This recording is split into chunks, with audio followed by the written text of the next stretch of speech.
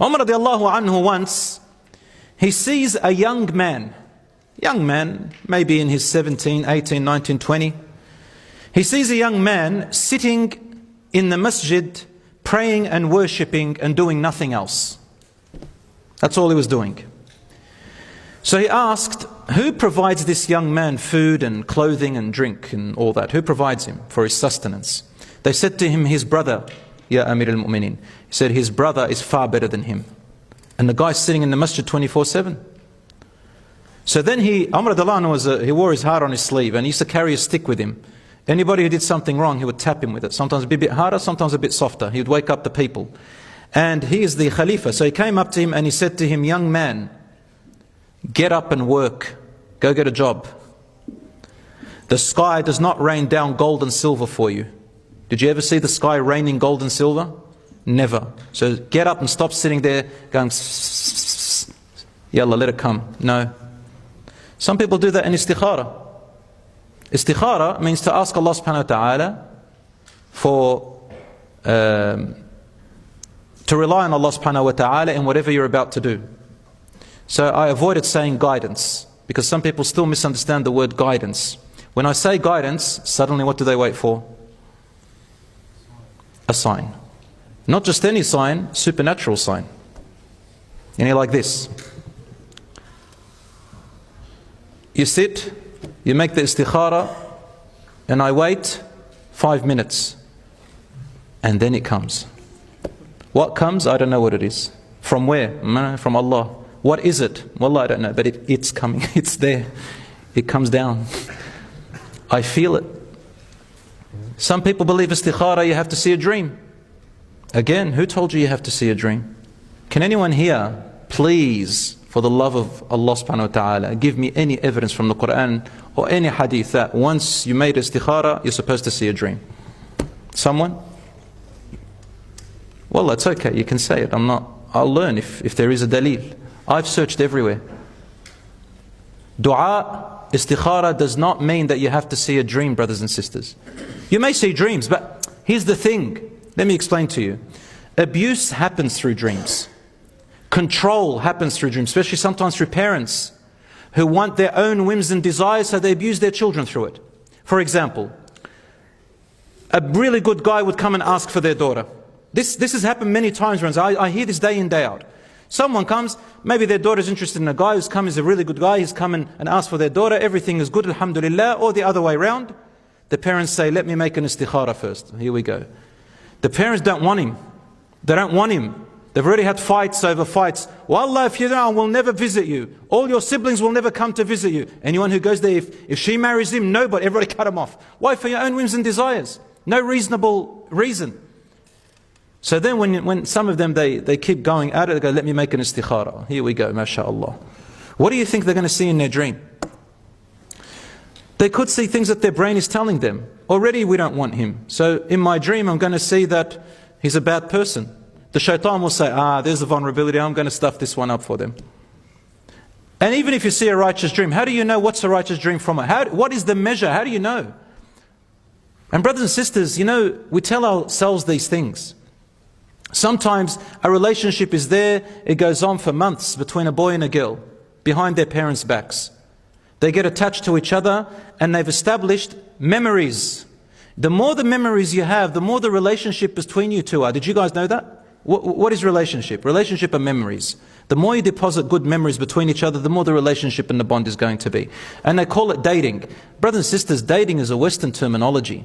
When you date and go, dating means you make a date to go out together to certain places. Now dating doesn't have to necessarily mean that you're going to kiss and hug, but majority of them, I would say 99% of them end up kissing and hugging and more. Because the more you establish relationships and the more you go out together, the longer you are. Come on man, don't kid yourself. Most of them fall into haram. And then you become attached. Then when you come to get serious about marriage or whatever, we'll make istikhara. Habibi, you're already attached, you already made the decision, you've already gone ahead in the haram way, and then you're going to say, let's ask Allah.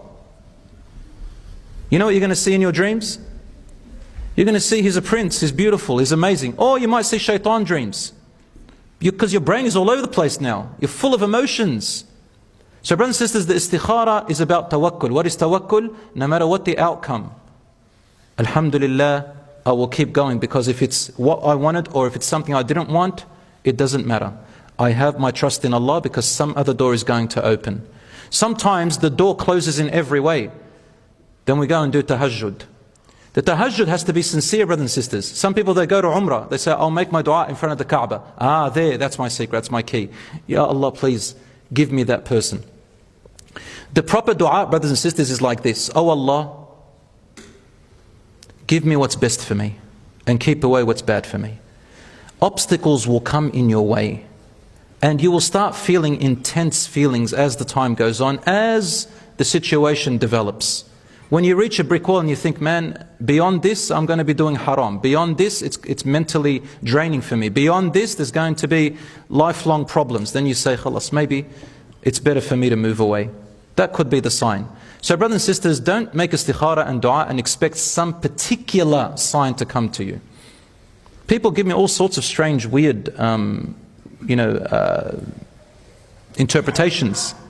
So brothers and sisters, tawakkul, again I repeat, relying on Allah, doing what you can, doing it the halal way, and whatever the outcome, you don't fall. You stay and you say, whatever it was, probably a plan from Allah, this is good for me, inshaAllah, this is a test for me, or I'm going to learn from my faults. Whatever it is, I'm going to try again, because Allah will not leave me. Alhamdulillah that it was from Allah, not from myself. Brothers and sisters, that's what we do. We don't just keep going and going and going and going and going. Anyway, brothers and sisters, Umar radiallahu anhu one day sees a young man walking with his head, listen to this, with his head dangling. And he's walking with his back arched, and he's wearing clothes that are, just very humble with patches on them. And he's walking like as if he's so humble and pious and he's given up on the entire world, dragging his feet. Some people, they think that's piety. That's what spirituality looks like. No, it doesn't.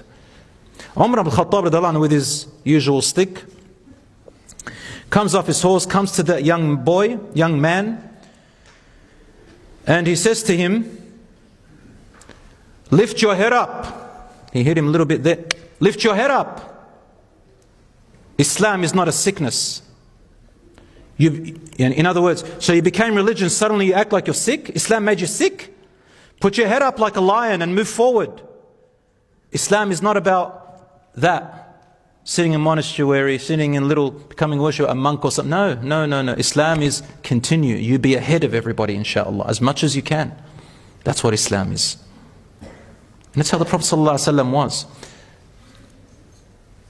There was a woman, what was her name? Subhanallah. I forgot one of the companions. La ilaha illallah, I forgot her name, subhanallah, Al-Khansa, Al-Khansa, they used to call her as a nickname. Umar radiallahu anhu made her quality control over all the businessmen. She used to go around and check that their products are good as they described them and they're not cheating customers. So she was like an inspector.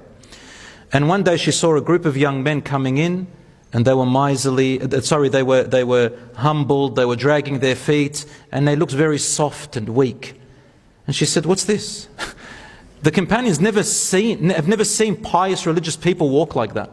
She said, what's this? Umar radiallahu anhu would never accept this, she said. He was a man of strength, and when he spoke, everybody listened, and when he did something, he did it to his best, and he never walked like as if feeling sorry for himself and the whole world's against him. No. Get up and be strong. It was not known to be like that. So brothers and sisters, I hope inshallah you got the idea. Lastly, I want to say this.